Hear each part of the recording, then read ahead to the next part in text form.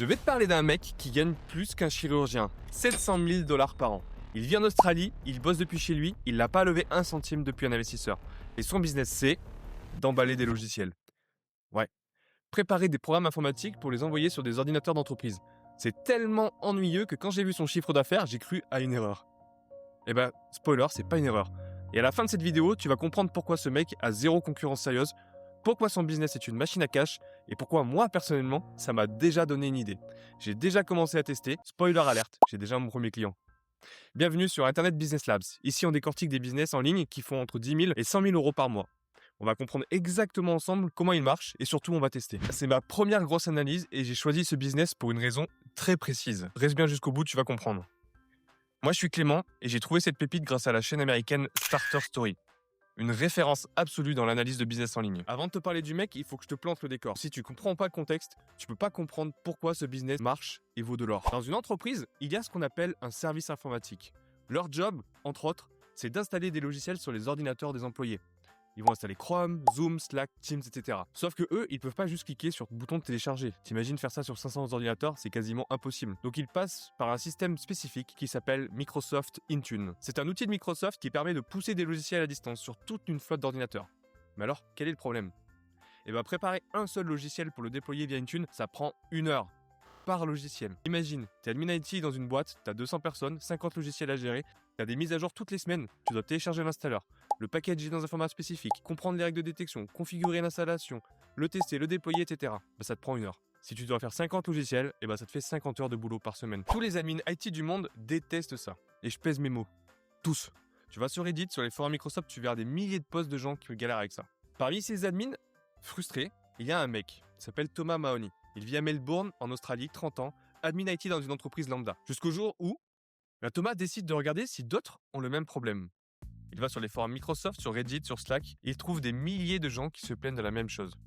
Et donc du coup, il regarde est-ce qu'il y a des solutions qui existent. Soit c'est des outils qui sont super chers pour des grandes entreprises type PatchMyPC qui coûtent une blinde, uniquement utilisable par des experts, soit c'est des trucs bricolés à la main qui tombent tous les 3 jours. Pour les PME, les boîtes de 50 personnes, 100 personnes, t'as rien d'abordable, de facile. C'est là que Thomas a un déclic. Dans la vidéo de Starter Story, Thomas explique si je construisais un truc ultra simple, un outil simple sur lequel tu cliques sur un bouton, le logiciel est packagé et déployé directement sur Intune. Alors Thomas, il va décider de coder son truc. Et là, attention, il code le truc avec un outil no-code. Bubble, c'est une plateforme où ça te permet de créer des applications sans écrire une seule ligne de code. Ou presque. Lui, il n'est pas développeur, c'est juste un admin IT, il connaît son métier, il connaît le problème par cœur, mais côté code, il se débrouille. Et au lieu d'engager un dev à 50 000 euros par an, le mec, il va juste utiliser Bubble. Quelques mois de développement plus tard, première version prête. Et là, il fait un move que moi, perso, j'adore. Il va sur Reddit, plus précisément sur le subreddit Intune, la communauté des admin IT qui galèrent avec le sujet, et il poste son outil gratuitement. Pas de landing page super développée, pas de campagne marketing, juste un post. Et là, 2 choses se passent en même temps. La première, c'est que tu as des gens qui adorent. Nice. Ils vont tester l'outil, ils rapportent des bugs, ils demandent des features. Et la deuxième, tu as des gens qui le démontent, mais littéralement.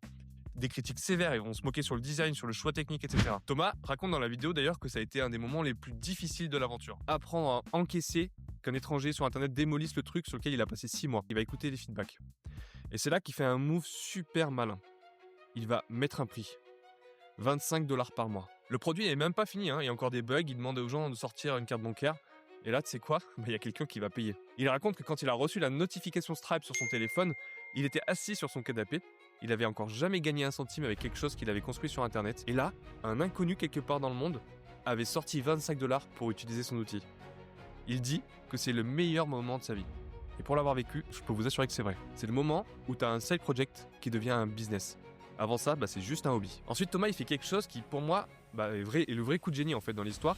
Parce que beaucoup de gens arrivent au premier client, mais en fait, très peu arrivent à scaler, à monter à plus de 4000 clients par exemple. Il n'a pas de budget pour faire de la pub, il peut pas se permettre de faire du Google Ads ou du LinkedIn Ads, alors il réfléchit comment il peut faire. Qui sont ses clients ? Qui influence ses clients ? Et là, il a une réponse. Les Microsoft MVP. Un Microsoft MVP, c'est un expert reconnu officiellement par Microsoft dans un domaine très précis. Intune, Azure, Microsoft 365 par exemple. Ils ont des blogs, des chaînes YouTube, des podcasts. Ils sont suivis par des communautés de admin IT dans le monde entier. Et quand ils recommandent un produit, les gens les écoutent. Thomas contacte tous les Microsoft MVP spécialisés sur Intune et leur dit « Salut mec, est-ce que tu peux tester gratuitement mon outil autant que tu veux, faire des vidéos, des articles sur ton blog, tu peux le démonter si tu veux, pas d'obligation, tu fais ce que tu veux. » Et les MVP, tu sais quoi, il y en a certains qui testent. Et certains vont même faire des vidéos YouTube sur Internet, des démos, des comparatifs. Et le truc fou, c'est que ça plante des graines en fait pour Thomas. Tu fais une vidéo en 2022 et en 2024, tu as un admin IT, quand il va taper comment déployer une thune sur YouTube, il va tomber sur une vidéo de présentation de packager. La vidéo continue de rapporter des clients 2 ans après sa publication. Le retour sur investissement, en fait, il est juste infini.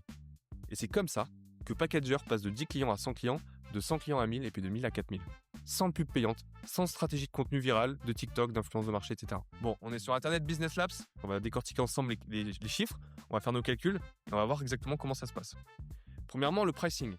Donc Packager, il propose 3 plans. Un à $49 pour les petites boîtes, un à $99 pour les PME, donc jusqu'à peu près 1000 appareils, et un plan sur devis pour les grandes entreprises. Le site revendique environ 4000 entreprises clientes. Mais attention, ça inclut aussi les comptes gratuits et les comptes de démo. Il dit qu'il a à peu près entre 800 et 1000 clients qui sont payants. Donc si on fait un panier moyen de $65 par mois, sur 900 clients multipliés par $65, ça fait à peu près $58 000 par mois. Donc les $60 000 par mois sont plutôt corrects. Pour te mettre ça en perspective française, $60 000 par mois, c'est 55 000 €. Ça fait à peu près 22 SMIC. Bon, le total des coûts estimés, c'est à peu près 30 000 à 45 000 $ par mois, ce qui laisse une marge quand même nette de 25 à 50%. Le vrai chiffre d'or, celui qui fait que ce business c'est quasi indestructible, c'est autre chose. C'est ce qu'on appelle le churn, le taux de désabonnement. Tu sais pourquoi ? Parce qu'un admin IT qui a automatisé le déploiement dans 50 applications pour 200 employés dans sa boîte, il va jamais tout refaire. Il va jamais partir d'un logiciel qu'il connaît, qu'il maîtrise, qu'il utilise au quotidien pour économiser 20 €. Et c'est ça la beauté des business ennuyeux. C'est tellement ancré dans le quotidien des gens que personne n'ose se désabonner par peur de changer. Ce qu'on appelle la peur du changement. Maintenant, la question que tu dois te poser, c'est est-ce que ça marcherait en France ? Ma réponse est oui, mais pas comme ça. Je m'explique. La France, c'est environ 5% du marché mondial d'Intune. Ça fait à peu près 1000 entreprises françaises qui utilisent Intune activement.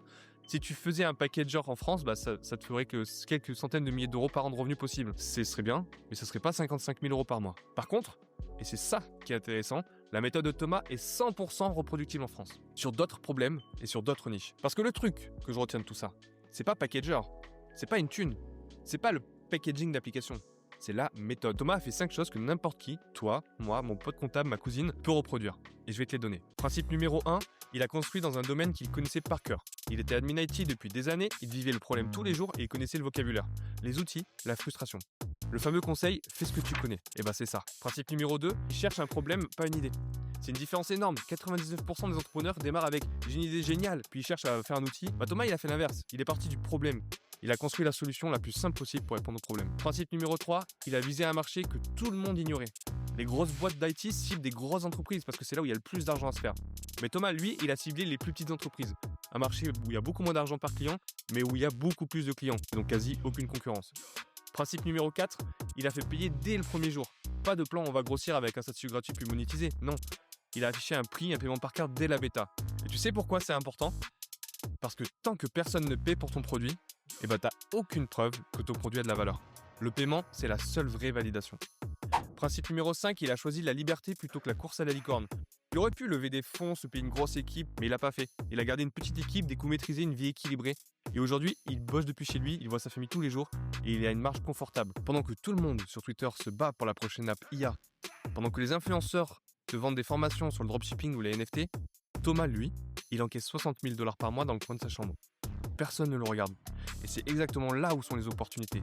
Pas dans les niches sexy où il y a 10 000 concurrents, dans les niches ennuyeuses où il n'y a personne. En creusant les 5 principes de Thomas, moi, ça m'a donné une idée. Une idée très précise, et donc j'ai pas attendu pour la lancer. Parce que moi aussi, j'ai un domaine que je connais par cœur. Moi aussi, je vois un problème chiant que des milliers d'entreprises vivent tous les jours. Moi aussi, je vois une niche où les solutions existent, sont trop chères ou trop compliquées.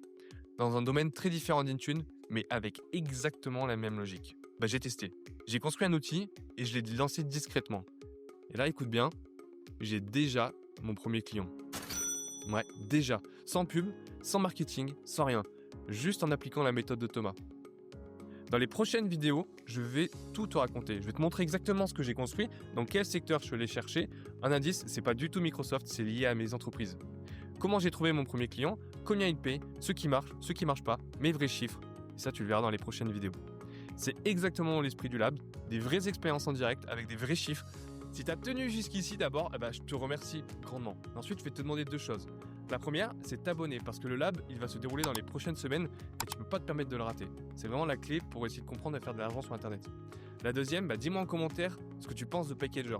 Est-ce que tu connaissais? Est-ce que tu es admin IT ou est-ce que tu t'en sers? Dites-moi en commentaire. Et petit rappel important, je suis en plein dans mon premier lab. J'ai lancé une vidéo qui s'appelle « Je teste YouTube Ads à 200 €, le bilan dans 30 jours ». Si tu veux voir les chiffres et les résultats de cette expérience aussi, suis bien la chaîne parce qu'on va décortiquer ça ensemble. On décortique, on comprend, on teste. À la prochaine.